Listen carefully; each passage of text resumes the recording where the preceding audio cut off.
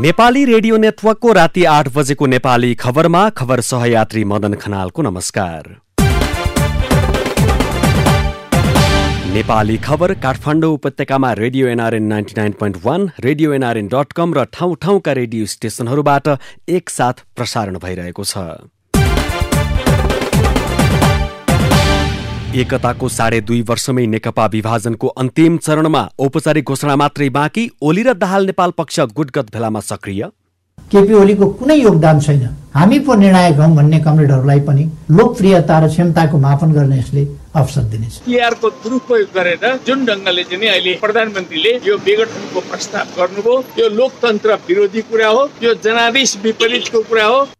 मुलुकलाई निकास दिनको लागि संसद विघटन गर्नु परेको प्रधानमन्त्री ओलीको भनाई। लोकप्रिय काम गर्दा पनि पार्टीबाटै सहयोग नभएको गुनासो। केन्द्रीय कमिटी बैठकपछि प्रतिवादको कार्यक्रममा पुग्ने प्रमुख 3 दलको निष्कर्ष। संसद बैठक बोलाउन माग गर्ने प्रचण्ड नेपाल पक्षको निर्णय।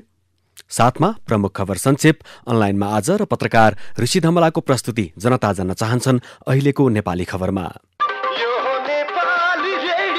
यो आवाज हो नेपाली रेडियो नेटवर्कको र तपाईं सुन्दै हुनुहुन्छ नेपाली खबर। सबैभन्दा पहिले आजको खास खबर। तत्कालीन नेकपा एमाले र माओवादी केन्द्र एक भई जन्मिएको नेपाल कम्युनिस्ट पार्टी 2.5 वर्षमै फुटको संघारमा पुगेको छ। प्रधानमन्त्री केपी शर्मा ओलीले संसद विघटनको निर्णय लिएसँगै जारी नेकपा भित्रको विवाद फुटसम्म पुगेको हो।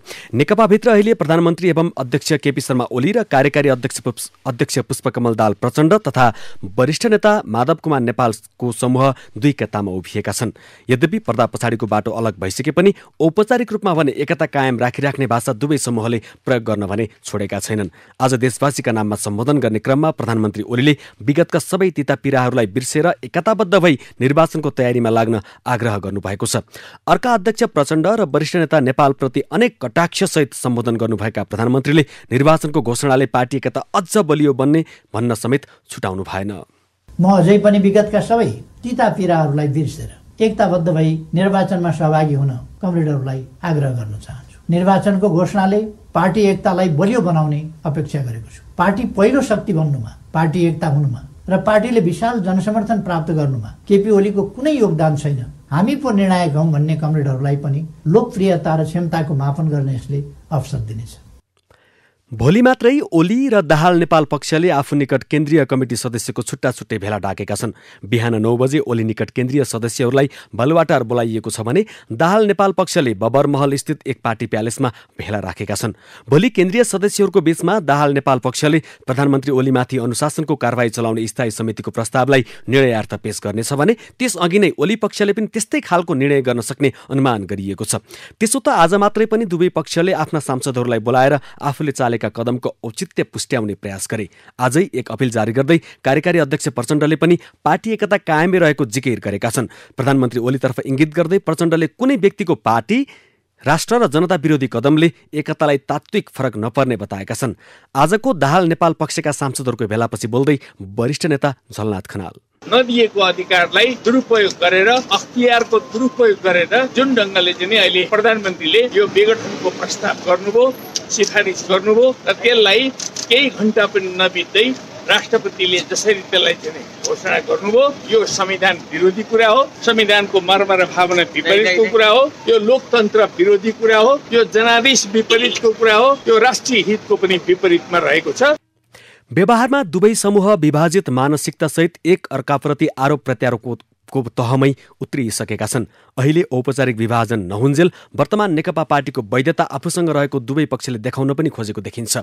बहुमत सांसदहरूको भेलामा अध्यक्ष प्रचण्डले स्थायी कमिटी र केन्द्रीय कमिटीमा 2/3 बहुमत आफ्नो पक्षमा रहेकाले अर्को पक्षले गर्ने कुनै पनि भेलाको अर्थ नरहेको बताउनु भएको छ। अर्थात् नेकपाको वैधता आफूहरूसँगै रहने उहाँको जिकिर थियो। यद्यपि यसमा निर्वाचन आयोगको निर्णय अन्तिम हुनेछ।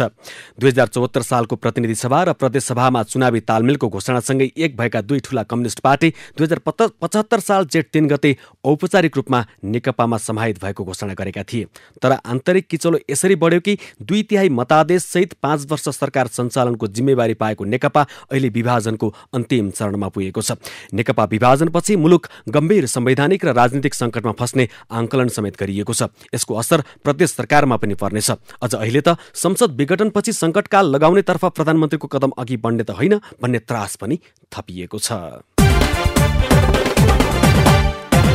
नेपाली खबरमा अब आज दिनभरका प्रमुख खबर संक्षिप्त, साथमा खबर सहयात्री गोमा परियार। नेपाली कांग्रेसले बोलाएको सर्वदलीय बैठकले केपी ओली इतरको नेपालसँगै कांग्रेस नेकपासँगै कांग्रेस र राजपाको केन्द्रीय कमिटी बैठकपछि थप छलफल गरेर ओलीको कदमको प्रतिवाद गर्न संघर्षका कार्यक्रम सार्वजनिक गर्ने निर्णय गरेको छ। कांग्रेस मुख्यालय सानिपामा आज बसेको बैठकले संविधानको मर्म र भावना विपरीत संसद विघटन गरिएको ठहर गर्दै 3 दलको केन्द्रीय समिति बैठकले प्रतिवादका कार्यक्रम तय गर्ने निष्कर्ष निकालेको नेकपा प्रवक्ता नारायण काजी श्रेष्ठले जानकारी दिनुभएको छ। कांग्रेस केन्द्रीय सदस्य रमेश लेखकका अनुसार भोलि बस्ने नेकपा र कांग्रेस केन्द्रीय कार्य समिति बैठकले प्रतिवादको पार्टी रणनीति बनाउने र त्यसपछि बस्ने सर्वदलीय बैठकले एकीकृत नीति लिने निर्णय गरेको छ। प्रधानमन्त्री केपी शर्मा ओलीले प्रतिनिधि सभा विघटन र नयाँ निर्वाचन चाहना नभए पनि मुलुकलाई निकास दिनको लागि विघटन गर्नु परेको बताउनु भएको छ। आज प्रधानमन्त्री निवास बालौटारबाट देशवासीको नाममा सम्बोधन गर्दै उहाँले केही पार्टीका नेताहरूले संसदलाई नै कमजोर बनाएपछि बाध्य भएर यस्तो कदम चाल्नु परेको स्पष्ट पार्नु भएको हो। यस्तै उहाँले नेताहरूको विकृत मानसिकताका कारण गम्भीर परिस्थितिको सिर्जना भएको तर्क पनि गर्नुभएको छ। पद प्रतिष्ठा र पद सोपानको लोभका कारण अहिलेको अवस्था सिर्जना भएको उहाँको भनाइरहेको छ। आरोपपत्र फिर्ता लिन विशेष महाधिवेशन गर्न नेकपा अध्यक्ष पुष्पकमल दाहाललाई आग्रह गरे तापनि उहाँले नमान्नु भएको उहाँले बताउनु भएको छ। आगामी महाधिवेशनबाट पार्टीको नेतृत्व हस्तान्तरण र आगामी निर्वाचनबाट नेतृत्व हस्तान्तरण गर्न तयार रहँदा पनि अविश्वासको प्रस्ताव पेश गर्दा अवस्था असहज बनेको उहाँले बताउनु भएको छ। सरकारले 3 वर्षको अवधिमा निकै लोकप्रिय राम्रा काम गर्दा पनि पार्टीबाटै सहयोग नभएको पनि ओलीले गुनासो गर्नुभएको छ। यता नेपाली कांग्रेसले प्रधानमन्त्री ओलीले राष्ट्रको नाममा गरेको सम्बोधनको तात्विक अर्थ नभएको जनाएको छ।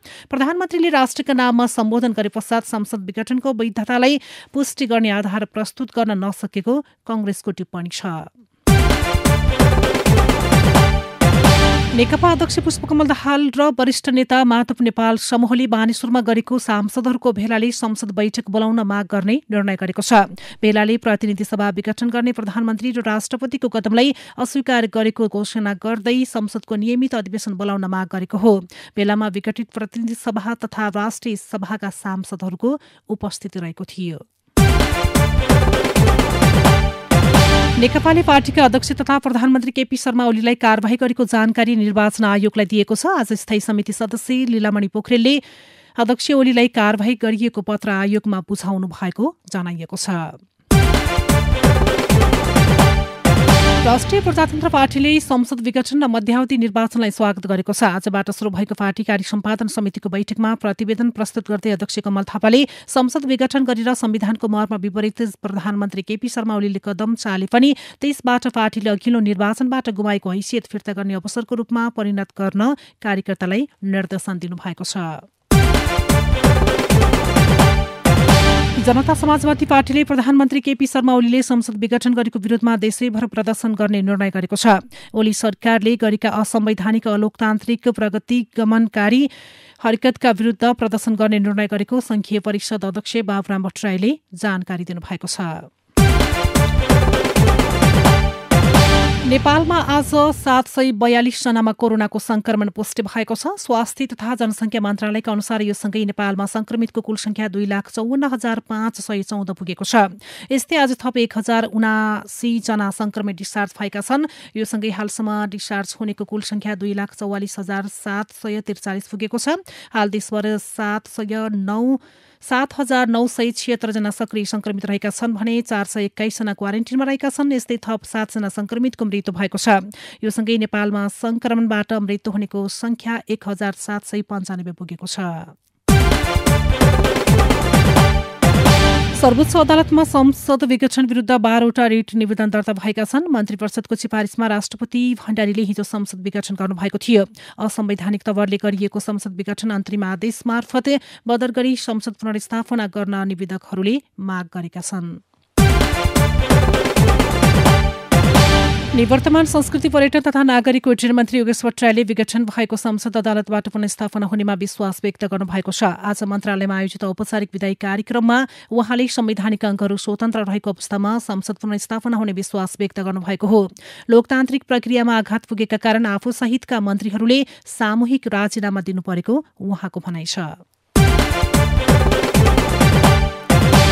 श्रीराम सुगर मिल्सले 2 दिनमा उखु किसानको बैंक खातामा 25 करोड रुपियाँ जम्मा गरेको जनाएको छ। एक विज्ञप्ति जारी गर्दै उद्योगले उखु किसानहरूबाट खरिद गरेको उखुको भुक्तानी गर्न बाँकी रहेको बक्यौता रकम भुक्तानीका लागि उद्योगको बैंक खातामा सम्पूर्ण रकम जम्मा गरिसकेको जनाएको छ।